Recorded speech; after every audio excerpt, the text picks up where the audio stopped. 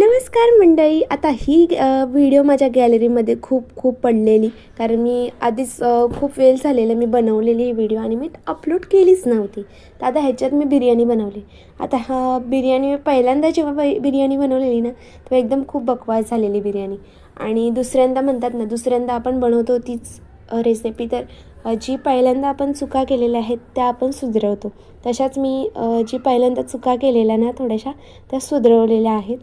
आणि ही जी बिर्याणी मी बनवलेली ना, एवढी छान झालेली ना, काय विचारूच नका. तर जास्त काही साहित्य लागत नाही, पण पटकन फक्त थोडंसं करावं लागतं.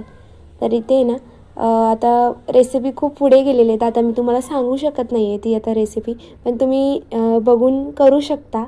कारण ते जे मी काय टाकायचं ते सगळं आपल्याला माहीतच आहे. तर तुम्हाला म्हणजे आता कसं आहे माहिती का, तुम्ही रेसिपी खूप जण रेसिपी बघत असतात माझ्या, पण सबस्क्राईब करत नाही. तर प्लीज त्यांनी सबस्क्राईब करा. आणि अशाच व्हिडिओ तुम्हाला बघायला आवडत असतील तर प्लीज एक लाईक ठोकायला विसरू नका. तो मी आता इथे ना दम लावायला ठेवणार होते. तर इथे मी आता तूप वगैरे टाकून घेते आणि दम लावायला ठेवते. तर छान झालेली बिर्याणी नक्की बनवा. चलो बाय बाय.